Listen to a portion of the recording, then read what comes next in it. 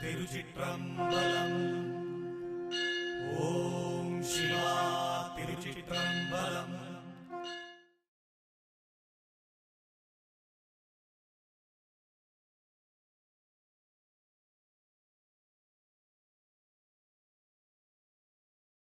ಶಿವರಾತ್ರಿ ಯಾವಾಗ? ಶಿವರಾತ್ರಿ ಭಾನುವಾರ ಅಲ್ವಾ? ಭಾನುವಾರ ಶಿವರಾತ್ರಿ. ಶನಿವಾರ ಪ್ರದೋಷ ಅಲ್ವಾ? ಪ್ರದೋಷದ ಟೈಮ್ ಯಾವಾಗ ಬರ್ತದೆ ಆಗ ಆ ಟೈಮ್ ನೋಡಿಕೊಳ್ಬೇಕು. ಪ್ರದೋಷದ ಸಮಯ ಇದು ಯಾರಿಗೆ? ಭೌತಿಕ ಪ್ರಪಂಚದಲ್ಲಿರುವವರಿಗೆ. ಜ್ಞಾನದಲ್ಲಿರುವವರಿಗೆ ಎಲ್ಲವೂ ದಿನವೂ ಪ್ರದೋಷವೇ, ಎಲ್ಲ ದಿನವೂ ಶಿವರಾತ್ರಿ. ಗುರುವಿನ ಜೊತೆಗಿದ್ದರೆ ಎಲ್ಲ ದಿನ ಶಿವರಾತ್ರಿ, ಎಷ್ಟೇ ಹೇಳಲಿಕ್ಕೆ ಸಾಧ್ಯ. ಅರ್ಥ ಆಯ್ತಲ್ವ? ಹಾಗೆ ಇಲ್ಲಿ ಹೇಳುವ ವಿಚಾರ ಎಂತ ಅಂತ ಹೇಳಿದರೆ, ಈ ಪ್ರದೋಷ ಪೂಜೆ ಎಂಬುದು ಬಹಳ ಮುಖ್ಯ. ಈ ಪ್ರದೋಷದ ದಿನ ನಾವು ಮಾಡುವ ಪ್ರಾರ್ಥನೆ, ಮನುಷ್ಯ ಜನ್ಮದಲ್ಲಿ ಮಾಡುವ ಪ್ರಾರ್ಥನೆ ಹೇಗಿರಬೇಕು ಅಂತ ಹೇಳಿದರೆ, ಮುಂದಿನ ಜನ್ಮ ಅಂತ ಇದ್ದರೆ ಒಂದು ಮನುಷ್ಯ ಜನ್ಮವನ್ನೇ ಕರುಣಿಸು, ಈ ಭವಸಾಗರದಿಂದ, ಈ ಮಾಯಾಬಂಧನದಿಂದ ಮುಕ್ತಿ ಮಾಡು, ತನ್ನಲ್ಲಿರುವ ಕಲ್ಮಶವನ್ನೆಲ್ಲ ಅಳಿಸು, ಶುದ್ಧ ಮನಸ್ಸನ್ನು ಕರುಣಿಸು, ನನ್ನಿಂದ ಏನೋ ಒಂದು ಒಳ್ಳೆಯದಾಗಲಿ ಪ್ರಪಂಚಕ್ಕೆ, ಈ ಮನುಷ್ಯ ಜನ್ಮಕ್ಕೆ ಬಂದದಕ್ಕೆ ಇದಕ್ಕೊಂದು ಒಳ್ಳೆಯ ಒಂದು ಸಾರ್ಥಕತೆ ಸಿಕ್ಕಲಿ ಅಂತೇಳಿ ನಾವು ಎಷ್ಟು ಶುದ್ಧ ಭಕ್ತಿಯಿಂದ ನಾವು ಈ ಪ್ರದೋಷ ಪೂಜೆಯಲ್ಲಿ ಭಾಗಿಯಾಗ್ತೇವೆ. ಪ್ರದೋಷದ ದಿನ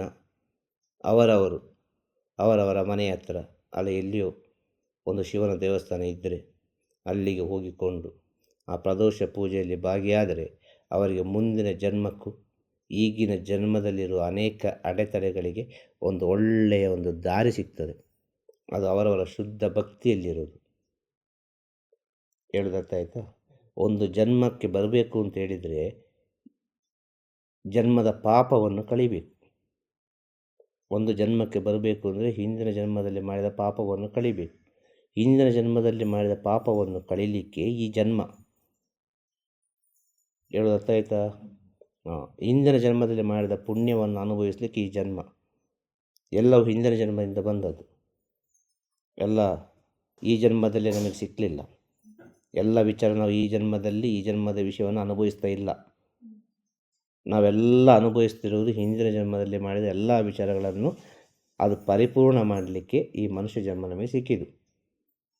ಈ ಮನುಷ್ಯ ಜನ್ಮ ಸಿಕ್ಕಿದ ನಂತರ ನಾವು ಈ ಸತ್ಯವನ್ನು ತಿಳಿಬೇಕು ಅಂತ ಹೇಳೋದು. 1000 ಸಮಸ್ಯೆಗಳು ಬರುವಾಗ, 1000 ಕಷ್ಟಗಳು ಬರುವಾಗ, 1000 ವಿಚಾರಗಳು ಬರುವಾಗ, 1000 ವಿಚಾರಗಳಿರ್ತದೆ ಮನುಷ್ಯನ ಜೀವನದಲ್ಲಿ. ಇದೆಲ್ಲ ಬರುವಾಗ ಇದಕ್ಕೆ ಉತ್ತರವೇ ಇಲ್ಲ ಅಂತ ಹೇಳುವಾಗ ಅದು ಎಲ್ಲಿಗೆ ಹೋಗಿ ನಿಲ್ತದೆ ಅಂತೇಳಿ, ಅದು ಜನ್ಮಕ್ಕೆ ಹೋಗಿ ನಿಲ್ತದೆ. ಅಲ್ಲಿಂದ ಬಂದ ಪಯಣ ಇದು ಅಂತೇಳಿ. ಆ ಸತ್ಯದ ಅರಿವಾಗಬೇಕು ಅಂದರೆ ಒಂದು ಗುರುವಿನ ಸೇವೆ ಬಹಳ ಮುಖ್ಯ, ಒಂದು ಗುರುವಿನ ಮಾರ್ಗದರ್ಶನ ಬಹಳ ಮುಖ್ಯ. ಒಟ್ಟಿನಲ್ಲಿ ಹೇಳಿದರೆ ಗುರು ಸೇವೆಯಲ್ಲೇ ಇದಕ್ಕೊಂದು ಪರಿಹಾರ ಸಿಗೋದು. ಆಗ ಗುರುವಾದವರು ಹೇಳ್ತಾರೆ, ಇಷ್ಟು ದೂರ ಬರಲಿಕ್ಕೆ ಆಗೋದಿಲ್ಲ ನಿನಗೆ, ಎಲ್ಲ ಸಮಯಕ್ಕೆ ಬಂದು ಇಲ್ಲಿ ಸೇರಲಿಕ್ಕೆ ಆಗೋದಿಲ್ಲ. ಆಗ ನೀನು ಇರುವಲ್ಲೇ, ನೀನು ಎಲ್ಲಿ ಇದ್ದೀ ಅಲ್ಲೇ, ನಿನ್ನ ಮನೆ ಹತ್ರ ಒಂದು ದೇವಸ್ಥಾನ ಇರ್ಬೋದು, ಶಿವನ ದೇವಸ್ಥಾನ ಇರ್ಬೋದು, ಅಲ್ಲಿಗೆ ಹೋಗು ಪ್ರದೋಷದ ದಿನ. ಶುದ್ಧ ಭಕ್ತಿಯಿಂದ, ಶರಣಾಗತಿಯಿಂದ ಏನೋ ಒಂದು ಸೇವೆಯನ್ನು ಮಾಡಲ್ಲಿ. ಒಂದು.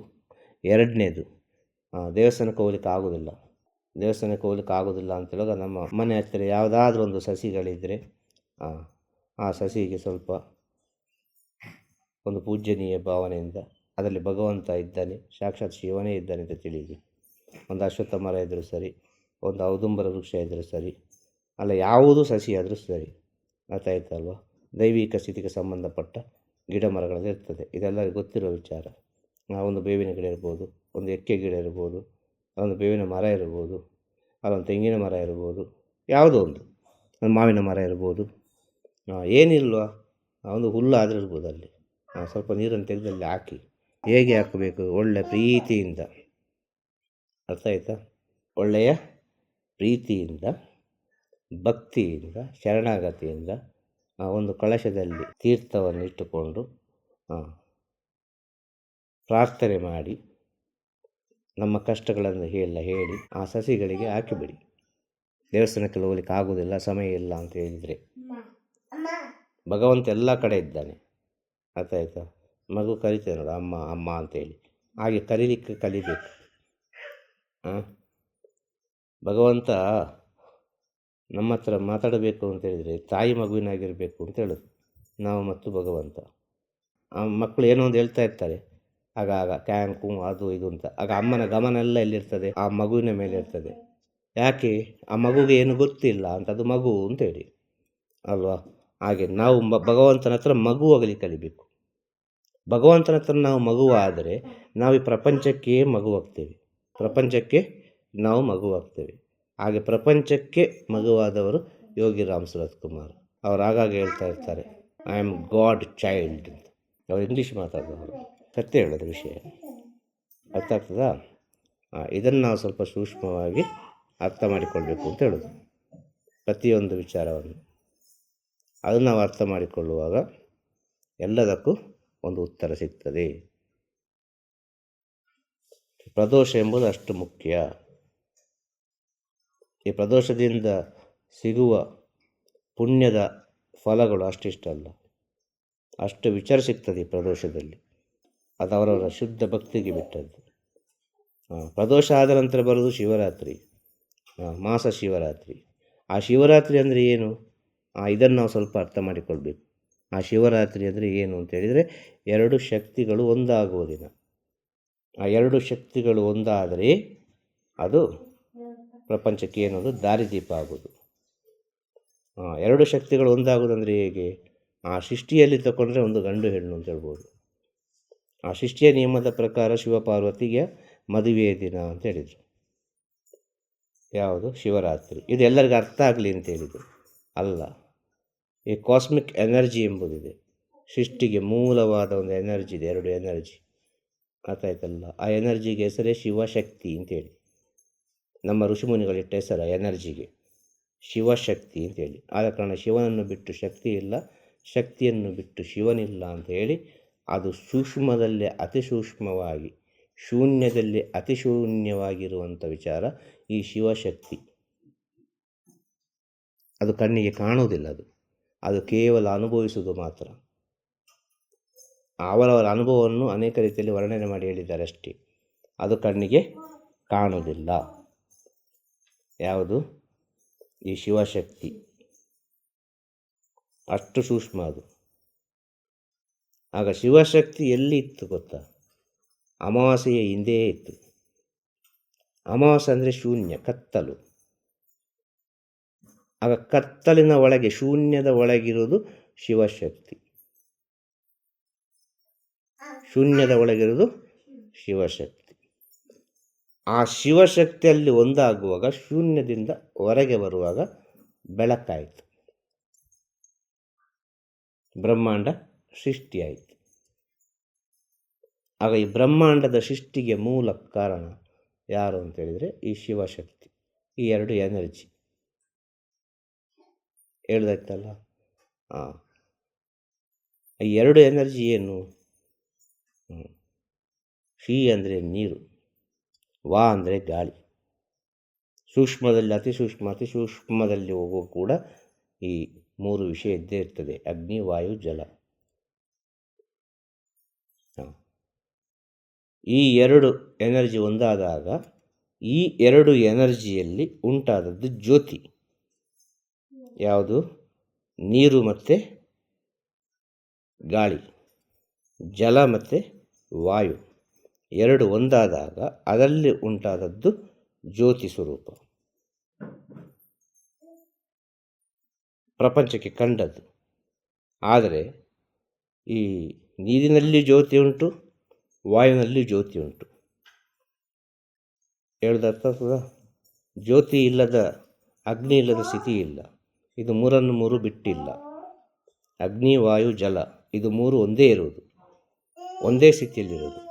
ಇದು ಮೂರು ಜೊತೆಗೆ ಇರೋದು, ಒಂದರಲ್ಲೇ ಇರೋದು. ಹೇಳೋದರ್ಥ ಆಯ್ತಾ? ಆಗ ಆ ಶೂನ್ಯದಿಂದ ಹೊರಗೆ ಬರಲಿಕ್ಕೆ ಯಾವ ಎನರ್ಜಿ ಕಾರಣ ಅಂತ ಹೇಳಿದರೆ ವಾಯು ಮತ್ತು ಜಲ. ಶೂನ್ಯದಿಂದ ಜ್ಯೋತಿ ಬರಲಿಲ್ಲ, ಶೂನ್ಯದಿಂದ ಜ್ಯೋತಿ ಹೊರಗೆ ಬರಲಿಲ್ಲ. ಶೂನ್ಯದಿಂದ ಜ್ಯೋತಿಯನ್ನು ಹೊರಗೆ ತಂದದ್ದು ಅದಕ್ಕೊಂದು ಪುಷಪ್ ಕೊಟ್ಟದ್ದು, ಹೊರಗೆ ಹೋಗು ಅಂತೇಳಿ ಕೊಟ್ಟದ್ದು ಯಾವುದು? ಈ ವಾಯು ಮತ್ತು ಜಲ. ಹೇಳಿದರ್ಥಾಗ್ತದ? ಹಾಂ, ಈ ಸತ್ಯವಾದ ವಿಷಯ. ಶಿವರಾತ್ರಿಯ ರಹಸ್ಯವನ್ನು ಹೇಳುವುದು.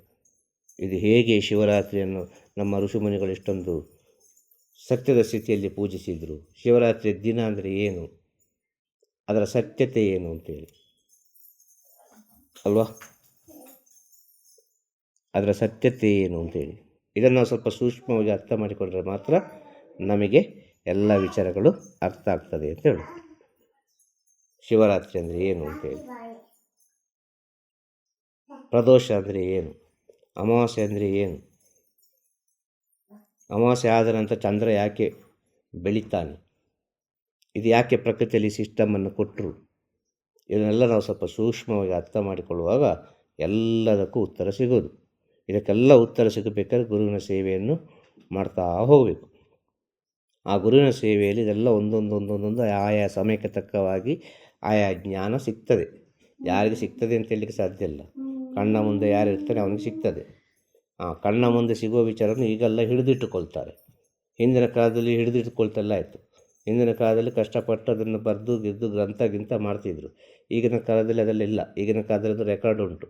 ಅದು ಹಾಕಿದ ಕೂಡಲೇ ಆ ಮಾತು ಅಲ್ಲಿ ನಿಲ್ತದೆ. ಯಾರಿಗೆ ಬೇಕಾಗಿ ನಿಲ್ತದೆ? ಒಬ್ಬ ಸತ್ಯವಂತನಿಗೆ ಬೇಕಾಗಿ ನಿಲ್ತದೆ ಅಲ್ವಾ?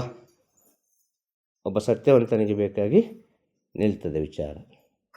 ಇದನ್ನು ನಾವು ಸ್ವಲ್ಪ ಸೂಕ್ಷ್ಮವಾಗಿ ಅರ್ಥ ಮಾಡಿಕೊಂಡ್ರೆ ಮಾತ್ರ ನಮಗೆ ಎಲ್ಲ ವಿಚಾರಗಳ ಅರಿವಾಗುವುದು. ಹಾಗೆ ಶಿವರಾತ್ರಿಯ ಸಂದೇಶ ಭಕ್ತರಿಗೆ ಏನು ಅಂತ ಹೇಳೋದು, ಆ ಶಿವಶಕ್ತಿ ಎಂಬ ಶಕ್ತಿ ಇಲ್ಲದೆ ಇಲ್ಲಿ ಯಾವುದೂ ಇಲ್ಲ, ಬ್ರಹ್ಮಾಂಡವೇ ಇಲ್ಲ ಅಂತ ಹೇಳೋದು.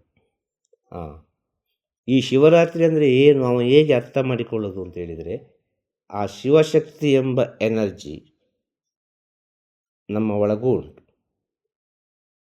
ಭೌತಿಕ ಪ್ರಪಂಚದಲ್ಲಿ ಶಿವಶಕ್ತಿ ಅಂದರೆ ಗಂಡು ಹೆಣ್ಣು ಅಂತೇಳಿ ನೋಡಿದರೆ ಕೂಡ ಈ ಗಂಡು ಹೆಣ್ಣು ಎಂಬ ಶಕ್ತಿ ನಮ್ಮ ಒಳಗೆ ಉಂಟು.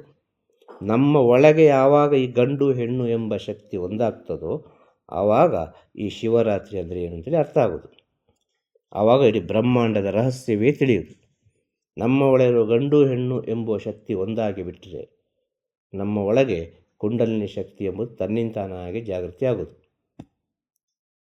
ನಮ್ಮ ಒಳಗೆ ಕುಂಡಲಿನಿ ಶಕ್ತಿ ಎಂಬುದು ತನ್ನಿಂತಾನಾಗಿ ಜಾಗೃತಿ ಆಗೋದು ಯಾವಾಗ ಅಂತೇಳಿದರೆ ನಮ್ಮ ಒಳಗಿರುವ ಗಂಡು ಹೆಣ್ಣು ಎಂಬ ಶಕ್ತಿ ಒಂದಾದರೆ ಮಾತ್ರ. ಅದು ಹೆಣ್ಣಾದರೂ ಸರಿ ಗಂಡಾದರೂ ಸರಿ, ಇಬ್ಬರ ಒಳಗೆ ಎರಡು ಎನರ್ಜಿ ಇರೋದಂತೂ ಸತ್ಯವೇ. ಈ ಎರಡು ಎನರ್ಜಿ ಇಲ್ಲದೆ ಮುಂದೆ ಹೋಗಲಿಕ್ಕೆ ಸಾಧ್ಯ ಅಲ್ಲ. ಈ ಎರಡು ಎನರ್ಜಿ ಸೂಕ್ಷ್ಮವಾಗಿರುವುದು ಈ ಜ್ಯೋತಿ ಸ್ವರೂಪದಲ್ಲಿ ಅಂತ ಹೇಳೋದು. ಈ ಎರಡು ಎನರ್ಜಿ ಒಂದಾದರೆ ಮಾತ್ರ ಅಗ್ನಿಯಾಗಿ ಮೇಲ್ಮುಖವಾಗಿ ಹೋಗ್ತದೆ. ಈ ಎರಡು ಎನರ್ಜಿ ಒಂದಾಗದಿದ್ದರೆ ಈ ಕುಂಡಲಿನಿ ಶಕ್ತಿ ಎಂಬ ವಿಚಾರ, ಈ ಸತ್ಯದ ವಿಚಾರವನ್ನು ಕಂಡುಕೊಳ್ಳಲಿಕ್ಕೆ ಸಾಧ್ಯ ಇಲ್ಲ. ಆದ ಕಾರಣ ಶಿವರಾತ್ರಿ ದಿನ ಧ್ಯಾನ ಮಾಡಿ, ಶಿವರಾತ್ರಿ ದಿನ ಬೆನ್ನು ಮೂಳೆಯನ್ನು ಸರಿಯಾಗಿ ಕೂತುಕೊಳಿಸಿ, ಸರಿಯಾಗಿ ನೇರವಾಗಿ ನಿಲ್ಲಿಸಿ, ಆಹಾರವನ್ನು ಸ್ವೀಕಾರ ಮಾಡಬೇಡಿ, ವೃತದಿಂದ ಇರಿ. ಯಾಕೆ ಬೇಕಾಗಿ ವೃತ? ಇದೆಲ್ಲ ಒಂದು ಸೈನ್ಸ್. ಇದೆಲ್ಲ ನಮ್ಮ ಋಷಿಮುನಿಗಳು ಕಂಡುಕೊಂಡ ವಿಜ್ಞಾನ, ಸತ್ಯ ಜ್ಞಾನ. ಇದು ದೇಹದಲ್ಲಿ ಆಹಾರ ಇಲ್ಲದಿದ್ದರೆ ದೇಹದಲ್ಲಿ ಅಗ್ನಿ ಮತ್ತು ವಾಯು ಜಲ ಅದಾದ ಸ್ಥಿತಿಯಲ್ಲಿರ್ತದೆ. ದೇಹದಲ್ಲಿ ಆಹಾರ ಬಿದ್ದ ಕೂಡಲೇ ಈ ಅಗ್ನಿ ವಾಯು ಜಲದ ಸ್ಥಿತಿ ಚೇಂಜ್ ಆಗ್ತದೆ. ದೇಹದಲ್ಲಿ ಆಹಾರ ಇಲ್ಲದಿದ್ದರೆ ಅಗ್ನಿ ಮತ್ತು ಜಲ ಮತ್ತು ವಾಯು ಒಂದಾಗಲಿಕ್ಕೆ ಸಹಕಾರಿಯಾಗ್ತದೆ. ದೇಹದಲ್ಲಿ ಆಹಾರ ಇಲ್ಲದಿದ್ದರೆ, ಆಹಾರ ಇದ್ದರೆ ಅದು ಬೇರೆ ಬೇರೆ ಸ್ಥಿತಿಯಲ್ಲಿರ್ತದೆ. ಆಹಾರ ಇಲ್ಲದಿದ್ದರೆ ಈ ಜಲ ಮತ್ತು ವಾಯು, ನೀರು ಮತ್ತು ಗಾಳಿ ಒಂದಾಗ್ತದೆ. ಈ ನೀರು ಮತ್ತು ಗಾಳಿ ಒಂದಾಗುವಾಗ ನಮ್ಮ ಒಳಗೆ ಈ ಏನು ಹೇಳೋದು ಎನರ್ಜಿ ಎಂಬುದು ರೈಸ್ ಆಗ್ತದೆ. ನಮ್ಮ ಒಳಗೆ ಶಕ್ತಿ ಎಂಬುದು ಸಂಚಲನ ಆಗ್ತದೆ, ಅದು ಮೇಲ್ಮುಖವಾಗಿ ಹೋಗ್ತದೆ. ಆಗ ಅಲ್ಲಿ ಉಂಟಾಗೋದು ಅಗ್ನಿ ಸ್ವರೂಪ ಅಂತ ಹೇಳೋದು. ಹೇಳ್ದರ್ಥ ಆಯ್ತಾ? ಇದೆಲ್ಲ ಶಿವರಾತ್ರಿಯ ಒಳಗಿರುವ ರಹಸ್ಯಗಳು. ಇದು ಯಾಕೆ ಹೇಳಿದು ಅಂತ ಹೇಳಿದರೆ, ಒಂದು ಜನ್ಮಕ್ಕೆ ಬರಬೇಕು ಅಂತೇಳಿದರೆ ಈ ಪ್ರದೋಷವನ್ನು ತಗೊಂಡದ್ದು. ಮಾಡಿದ ಪಾಪವನ್ನೆಲ್ಲ ಮಾಡಿದ ಪಾಪವನ್ನೆಲ್ಲ ಕಳೆತು ಹೊಸತ್ತಾಗಿ ಸೃಷ್ಟಿಯಾಗ ನ್ಯೂ ಬರ್ತ್ ಆಗು. ಒಳ್ಳೆಯ ಜನ್ಮವನ್ನು ಪಡ್ಕೊ. ಆ ಒಳ್ಳೆಯ ಜನ್ಮವನ್ನು ಪಡ್ಕೊಳ್ಳಿಕ್ಕೆ ಪ್ರದೋಷದ ದಿನ ಎಂಬುದು ಬಹಳ ಮುಖ್ಯ ಅಂತ ಹೇಳೋದು. ಈ ಪೂಜೆ ಪುನಸ್ಕಾರ ಅಂತೇಳಿ ಹೋಗುವವರಿಗೆ, ಶಾಸ್ತ್ರ ಸಂಪ್ರದಾಯ ಅಂತೇಳಿ ಹೋಗುವವರಿಗೆ, ದೇವಸ್ಥಾನ ತಿರುಗುವವರಿಗೆ ಆ ಗುರು ಸಿಕ್ಕಿದ್ದು ಬೇಡ ಅಂತ ಹೇಳೋದು. ಆದರೂ ಅಲ್ಲಿ ಒಂದು ದಾರಿ ಇಟ್ಟಿದೆ ಅಂತ ಹೇಳೋದು. ಹೋಗ್ತಾನೆ ಇರು, ಒಳ್ಳೆಯದಾಗ್ತದೆ. ನೀನು ಹೋದಾಗ 10 ಜನ ಹೋಗ್ತಾರೆ. ಆ ಭಗವಂತನ 10 ಜನಕ್ಕೆ ತೋರಿಸಿದ ಪುಣ್ಯ ಆದರೂ ಸಿಗ್ತದೆ ಅದರಲ್ಲಿ ಫೈನಲ್ ಆಗಿ.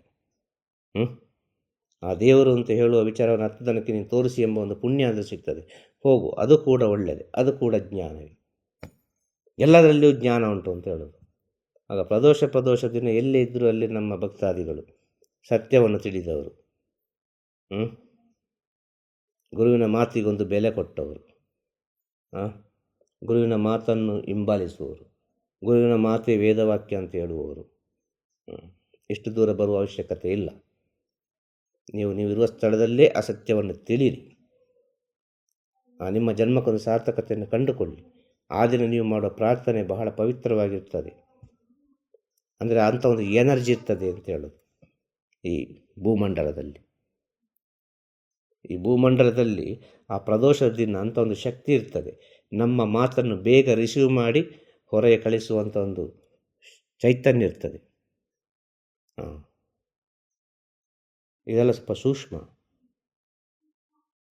ಆಗ ಗಂಡು ಹೆಣ್ಣು ಮಿಲನ ಆಗುವ ಕೂಡ ಪ್ರದೋಷದ ದಿನ ಹೋಗಿ ಅಲ್ಲೊಂದು ಪ್ರಾರ್ಥನೆ ಮಾಡಿ, ಈ ಪ್ರಪಂಚಕ್ಕೆ ನನ್ನಿಂದ ಒಂದು ಒಳ್ಳೆಯ ಒಂದು ಸಂತಾನ ಭಾಗ್ಯ ಆಗಬೇಕು, ನನ್ನಿಂದ ಈ ಪ್ರಪಂಚಕ್ಕೆ ಏನೋ ಒಂದು ಒಳ್ಳೆಯ ಒಂದು ಚೈತನ್ಯವನ್ನು ಕೊಡಬೇಕು, ಒಳ್ಳೆಯ ಒಂದು ಉಡುಗೊರೆಯನ್ನು ಕೊಡಬೇಕು ಅಂತೇಳಿ ಗಂಡು ಹೆಣ್ಣು ಮಿಲನ ಆಗೋದಾದರೆ, ಮಕ್ಕಳಿಲ್ಲ ಅಂತ ಹೇಳುವವರೆಲ್ಲ ಇದ್ದಾರೆ ಅಲ್ವಾ.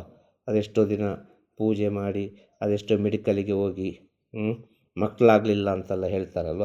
ಈ ಮಕ್ಕಳಾಗದವರು ಕೂಡ ಇನ್ನೊಂದು ಪ್ರಪಂಚಕ್ಕೆ ನನ್ನಿಂದೊಂದು ದೈವಿಕ ಪುರುಷನನ್ನು ಕೊಡಬೇಕು, ಈ ಪ್ರಪಂಚಕ್ಕೆ ನನ್ನಿಂದೊಂದು ಏನೋ ಒಂದು ಒಳ್ಳೆಯ ಒಂದು ಸ್ಥಿತಿಯನ್ನು ಕರುಣಿಸಬೇಕು ಅಂತ ಹೇಳಿದರೆ ಈಗ ಆಗುವುದಿಲ್ಲ. ನನಗೆ ಹುಟ್ಟುವ ಮಗುವಿಂದ ಸಾಧ್ಯ ಎಂಬ ಸತ್ಯವನ್ನು ತಿಳಿದು ಗಂಡು ಹೆಣ್ಣು ಮಿಲನ ಆಗಬೇಕು ಅಂತ ಹೇಳಿದರೆ, ಮಿಲನಾಗುವ ಮುಂಚೆ ಈ ಪ್ರದೋಷ ದಿನ ಪ್ರಾರ್ಥನೆ ಮಾಡಿ ಮಿಲನ ಆದರೆ ಮಕ್ಕಳಾಗದವರಿಗೂ ಒಳ್ಳೆಯ ಜನನ ಆಗಲಿಕ್ಕೂ ಕೂಡ ಇದೊಂದು ಒಳ್ಳೆಯ ದಾರಿ ಅಂತ ಹೇಳೋದು. ಯಾವುದು? ಪ್ರದೋಷದ ಪೂಜೆ. ಅಲ್ಲಿಂದ ತಾನೇ ಸ್ಟಾರ್ಟ್ ಆಗೋದು ಎಲ್ಲವೂ. ಆಗ ಹುಟ್ಟುವ ಮಗುವೇ ದೈವಿಕ ಪುರುಷನಾಗಿ ಹುಟ್ಟಬೇಕೆಂಬ ಸ್ಥಿತಿಯಲ್ಲಿರಬೇಕು. ಹುಟ್ಟುವ ಮಗುವೇ ಪ್ರಪಂಚಕ್ಕೊಂದು ಒಳಿತು ಮಾಡುವ ಒಂದು ಸ್ಥಿತಿಯಲ್ಲಿರಬೇಕು ಅಂತೇಳಿ ಒಂದು ಪ್ರಾರ್ಥನೆ ಭಾಳ ಮುಖ್ಯ. ಅಲ್ಲಿ ಸಂಕಲ್ಪ ಅಂತ ಹೇಳೋದು, ಮನಸ್ಸು ಅಂತ ಹೇಳೋದು ಅಲ್ಲಿ ಅದು ಬಹಳ ಮುಖ್ಯ. ಆ ಸಂಕಲ್ಪವನ್ನು, ಆ ಪ್ರಾರ್ಥನೆಯನ್ನು, ಆ ಭಕ್ತಿಯನ್ನು, ಆ ಶರಣಾಗತಿಯನ್ನೆಲ್ಲ ಪ್ರದೋಷದ ದಿನ ನೀವು ಸಲ್ಲಿಸಿ ಭಗವಂತನಿಗೆ. ನಿಮ್ಮ ಅನೇಕ ಕಷ್ಟಗಳು, ನಿಮ್ಮ 1000 ರೀತಿಯ ದುಃಖಗಳು ಏನೆಲ್ಲ ಉಂಟು, ನಿಮ್ಮ ಸಮಸ್ಯೆಗಳು, ಅದನ್ನೆಲ್ಲ ಅಲ್ಲಿ ಆ ದಿನ ಒಪ್ಪಿಸಿ ಭಗವಂತನಿಗೆ ಪ್ರದೋಷದ ದಿನ. ಮತ್ತು ಏನಾಗ್ತದೆ ನೋಡಿ, ಇವತ್ತಿಂದ ನಾಳೆ ಒಳ್ಳೆಯದಾಗೋದಿಲ್ಲ. ನಿಮ್ಮ ಮಕ್ಕಳ ಕಾಲಕ್ಕಾದರೂ ಬಹಳ ಎತ್ತರಕ್ಕೆ ಬೆಳ್ತಾರೆ ಅವರು. ಅಷ್ಟು ಸುಲಭ ಇಲ್ಲ ಫಲ ಸಿಗೋದು ಅಂತ ಹೇಳಿದರೆ. ಹೇಳೋದು ಅರ್ಥ ಆಯ್ತಾ? ಆದರೆ ಮಾಡಿಕೊಂಡೇ ಬನ್ನಿ ಅಷ್ಟೇ. ಏನು ಆಗ್ತದೆ ಅಂತ ಕೇಳಲಿಕ್ಕೆ ಹೋಗಬೇಡಿ. ಹೇಳೋದಲ್ಲೇ ಹೇಳಿ ಆಗಿದೆ. ಅದು ನಿಮಗಿಲ್ಲದ್ರೆ ನಿಮ್ಮ ಮಕ್ಕಳಿಗಾದರೂ ಪುಣ್ಯವೇ ಅದು. ಅಲ್ಲ, ನಿಮ್ಮ ವಂಶಕ್ಕೆ ಆದರೂ ಅದು ಸಿಗೋದು ಸತ್ಯವೇ. ಅದೇ ಮನುಷ್ಯ ಜನ್ಮ. ಅವನಿಗೆ ಬೇಕಾಗಿ ಅವ ಮಾಡೋದು, ಸ್ವಾರ್ಥದಿಂದ ಸೇವೆ ಮಾಡೋದಲ್ಲ, ಪ್ರಪಂಚಕ್ಕೆ ಒಳಿತಾಗಲಿ ಅಂತೇಳಿ ಮಾಡೋದು. ಅದರಿಂದ ಯಾರಿಗಾದರೂ ಒಬ್ಬರಿಗೆ ಒಳ್ಳೆಯದಾಗಲಿ ಅಂತೇಳಿ. ನನಗೆ ಆಗದಿದ್ದರೂ ಚಿಂತೆ ಇಲ್ಲ, ನನಗೆ ಕೆಟ್ಟದಾದರೂ ಪರವಾಗಿಲ್ಲ, ನನ್ನಿಂದಾಗಿ ಒಬ್ಬನಿಗೆ ಒಳ್ಳೆಯದಾಗ್ತದಾ? ಒಳ್ಳೆಯದೇ ಮಾಡಿಕೊಂಡು ಹೋಗುವ. ಎಲ್ಲರಿಗೂ ದೇವರಿಗೆ ಕೈ ಮುಗಿದ ಕೂಡಲೇ, ಗುರುವಿನ ಸೇವೆ ಮಾಡಿದ ಕೂಡಲೇ ಒಳ್ಳೆಯದಾಗೋದಿಲ್ಲ. ಅದಕ್ಕೆ ಸ್ವಲ್ಪ ಕಾರಣ ಉಂಟು, ಜನ್ಮದ ಕರ್ಮ. ಅದಕ್ಕೆ ಅವನು ಕಾಯಲೇಬೇಕು, ವೆಯ್ಟಿಂಗ್ ಲಿಸ್ಟಲ್ಲಿ ಇರಲೇಬೇಕು. ಆ ವೆಯ್ಟಿಂಗ್ ಲಿಸ್ಟ್ ಯಾವಾಗದು ಕ್ಲಿಯರ್ ಆಗ್ತದೆ ಅಂತ ಗೊತ್ತಿಲ್ಲ. ಇಂತು ಗುರುವೇ ಅಂತೇಳಿ ಹಿಡಿದ್ರೆ, ಆ ಭಗವಂತ ಅಂತೇಳಿ ದೃಢವಾಗಿ ನಿಂತರೆ ಖಂಡಿತವಾಗಿ ಒಂದು ಕೈ ಬರೋದಂತೂ ಸತ್ಯವೇ. ಬಾ ಮಗನೇ ಅಂತೇಳಿ, ಬಾ ಮಗಳೇ ಅಂತೇಳಿ ಹೇಳೋದು ಅರ್ಥ ಆಯ್ತಾ? ಆದ ಕಾರಣ ಹೇಳೋದು, ಪ್ರದೋಷದ ದಿನ ಬಹಳ ಮುಖ್ಯ ಎಲ್ಲರಿಗೂ. ಇದೀಗ ಶಿವರಾತ್ರಿ, ಮಹಾಶಿವರಾತ್ರಿ. ಈ ಮಹಾಶಿವರಾತ್ರಿ ದಿನದಂದು ಅವರವರಿಗೆ ಗುರುಗಳಿದ್ದರೆ ಆಯಾಯ ಗುರುಗಳ ಹತ್ರ ಹೋಗಿ ಒಂದು ಆಶೀರ್ವಾದ ಪಡೆದುಕೊಳ್ಳೋದು ಒಳ್ಳೆಯದು. ಅವರವರ ಅಂತರಾತ್ಮದ ಗುರುಗಳಿದ್ದರೆ ಆ ಗುರುಗಳ ದರ್ಶನ ಮಾಡಿಕೊಂಡು ಬರೋದು ತುಂಬ ಒಳ್ಳೆಯ ವಿಚಾರ. ಶಿವರಾತ್ರಿ ದಿನ ಗುರು ದರ್ಶನ ಮಾಡೋದು ಯಾಕೆಂದರೆ ಶಿವ ಬೇರೆ ಅಲ್ಲ, ಗುರು ಬೇರೆ ಅಲ್ಲ. ಜೀವಂತವಾಗಿರುವಾಗ ಗುರುವಿನ ಬೆಲೆ ಗೊತ್ತಾಗುವುದಿಲ್ಲ, ಸತ್ತು ಹೋದ ನಂತರ ಗುರುವಿನ ಬೆಲೆ ಗೊತ್ತಾಗ್ತದೆ. ಆಗಿದ್ದ ಮೂರ್ತಿ ಗೀರ್ತಿಯನ್ನೆಲ್ಲ ಇಟ್ಟು ಯಾವ್ಯಾವ ರೀತಿ ಪೂಜಿಸಬೇಕು ಇಷ್ಟೇ ಹೇಳೋದು ನಾನು. ಜೀವಂತವಾಗಿರುವಾಗ ಆ ಗುರುವನ್ನು ಹೋಗಿ ಪೂಜಿಸೋದು, ಶರಣಾಗತಿ ಆಗೋದು ಅಂತ ಹೇಳಿದರೆ ಬಹಳ ಒಳ್ಳೆಯದು. ಯಾಕೆ ಹೇಳ್ತೇನೆ ಶಿವರಾತ್ರಿ ದಿನ ಆ ಗುರುವಿನ ಸೇವೆ ಬಹಳ ಮುಖ್ಯ ಅಂತೇಳಿ, ಆ ಗುರುವಿನ ಒಂದು ದರ್ಶನ ಬಹಳ ಮುಖ್ಯ ಅಂತೇಳಿ. ನಮ್ಮ ಜನ್ಮದ ಪರಿವರ್ತನೆಯೇ ಆಗ್ತದೆ ಆ ದಿನ. ಅದು ಕಾಸ್ಮಿಕ್ಕಲ್ಲಿರುವಂಥ ವಿಚಾರ. ಅದು ಆ ದಿನದ ಒಂದು ಮಹಾಶಿವರಾತ್ರಿ ದಿನದ ಒಂದು ಸತ್ಯಸ್ಥಿತಿ ಹೇಳೋದು. ಮಹಾಶಿವರಾತ್ರಿ ದಿನ ಅನೇಕ ರೀತಿಯ ಔಷಧಭರಿತವಾದ ಸಸಿಗಳೆಲ್ಲ ಹುಟ್ಟುತ್ತದೆ, ಅಮೃತ ಸಸಿಗಳೆಲ್ಲ ಹುಟ್ಟುತ್ತದೆ. ಆ ಸಮಯದಲ್ಲಿ ಎಂತೆಂಥ ಔಷಧಿ ಗುಣದ ಸಸಿಗಳೆಲ್ಲ ಹುಟ್ಟುತ್ತದೆ. ಅಷ್ಟು ಸೂಕ್ಷ್ಮವಾಗಿರೋದು.